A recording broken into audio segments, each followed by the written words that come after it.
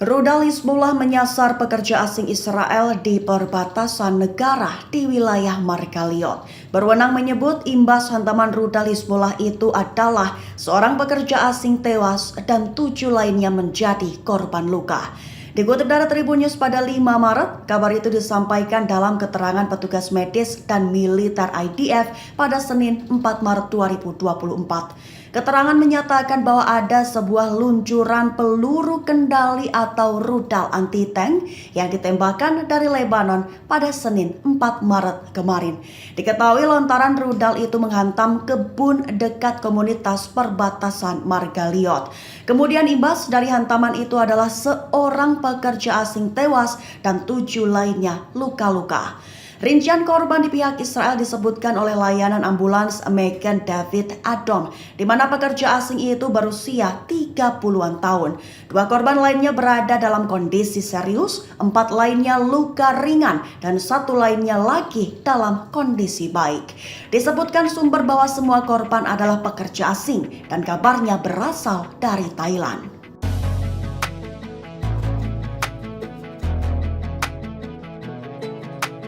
Posisi Benjamin Netanyahu sebagai Perdana Menteri Israel disebut semakin tak diakui. Tidak hanya tidak diakui masyarakat Tel Aviv, tapi juga tidak diakui oleh rekan dan bawahannya di kabinet. Dikutip dari Tribun News pada 5 Maret, melansir dari laporan media Israel, menyatakan bahwa Benny Gantz, satu di antara anggota Kabinet Perang Israel, dilaporkan pergi ke Washington tanpa pamit. Dikabarkan Gantz pergi ke Amerika Serikat pada Senin 4 Maret kemarin untuk menghadiri sejumlah pertemuan tapi tanpa berkoordinasi dengan Netanyahu. Aksi tanpa pamit ala Gantz yang juga penentang keras Netanyahu disebut kian menyulut perpecahan di tubuh kabinet perang Israel. Para pejabat pendukung Netanyahu secara marah merespons kepergian Gantz ke Amerika Serikat dengan tanpa persetujuan Netanyahu. Mereka menyebut bahwa Netanyahu menghardik Gantz dengan menyatakan bahwa pemerintah Israel hanya memiliki satu perdana menteri dan itu adalah Netanyahu.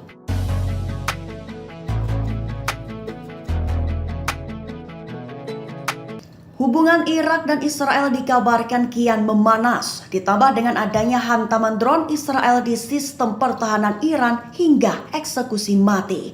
Dikutip dari Tribun News pada 5 Maret, kabar itu melansir dari laporan Tasnim pada Senin 4 Maret 2024. Laporan menuliskan bahwa kejadian ledakan drone terjadi pada 28 Januari 2023 silam, di mana pernyataan Kementerian Pertahanan Iran mengumumkan bahwa serangan drone terjadi di kompleks bengkel militer Kementerian Pertahanan Iran di pusat kota Isfahan. Iran menyatakan bahwa serangan itu gagal, tapi rupanya satu di antara drone diketahui menghantam sistem pertahanan udara. Adapun 2 drone lainnya meledak di perangkap pertahanan.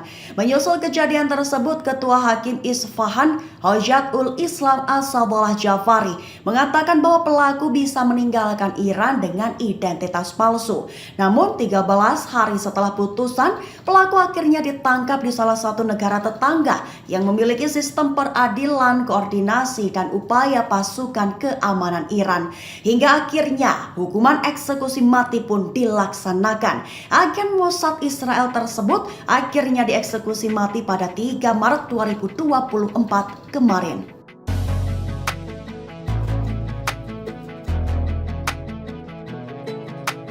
Anak Palestina berusia 10 tahun dikabarkan telah tertembak mati oleh pasukan pendudukan Israel. Lokasi penembakan diketahui terjadi di Desa Burin, Selatan Nablus di tepi barat pada Senin 4 Maret 2024. Dikutip dari Al-Mayadin pada 5 Maret, dikabarkan anak di bawah umur itu bernama Amr Muhammad Al-Najjar. Kabar meninggalnya Al-Najjar diumumkan oleh Direktur Pusat Ambulans dan Darurat Bulan Sabit Merah di Nablus, Ahmed Jibril. Ia mengatakan bahwa Al-Najjar meninggal terkena luka tembak yang diderita di kepala.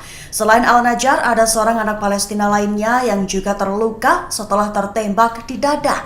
Dan anak ketiga terluka setelah dipukuli secara fisik.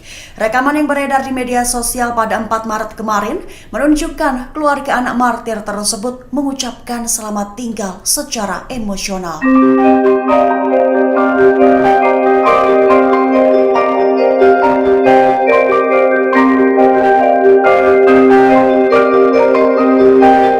Wakil Presiden Amerika Serikat Kamala Harris beri tantangan kepada Hamas. Ia menyatakan bahwa Hamas harus menyetujui kesepakatan yang berisi gencatan senjata dan pengembalian para sandera. Dikutip dari Tribun News pada 5 Maret, kabar itu disampaikan Harris dalam pidatonya di Selma, Alabama pada Minggu 3 Maret 2024. Awalnya Harris menyerukan gencatan senjata segera mengingat besarnya skala penderitaan di Gaza. Baru setelah itu Harris menantang Hamas untuk menerima persyaratan perjanjian gencatan senjata.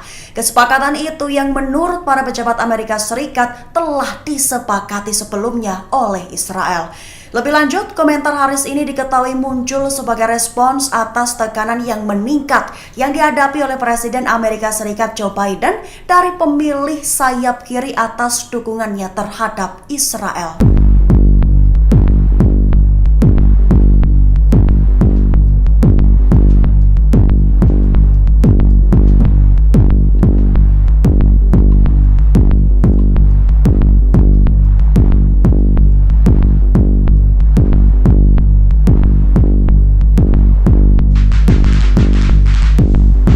Dikabarkan IDF telah menjatuhkan selebaran di wilayah Gaza Utara. Diketahui selebaran itu berisi kutipan satu ayat dan hadis soal larangan menjarah truk bantuan makanan.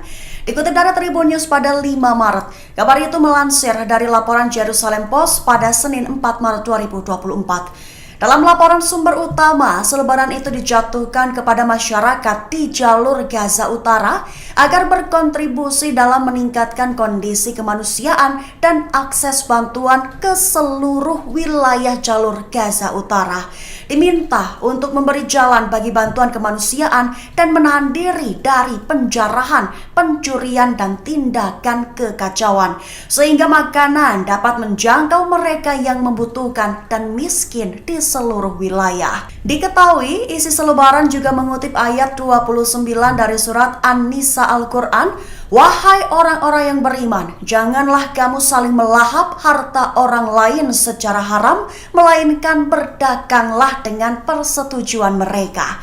Dalam selebaran juga mengutip hadis bersumber dari Abu Hurairah, seorang sahabat Nabi yang menekankan bahwa segala sesuatu yang menjadi milik seorang muslim haram bagi muslim lain, darahnya, miliknya, harta benda, dan kehormatannya.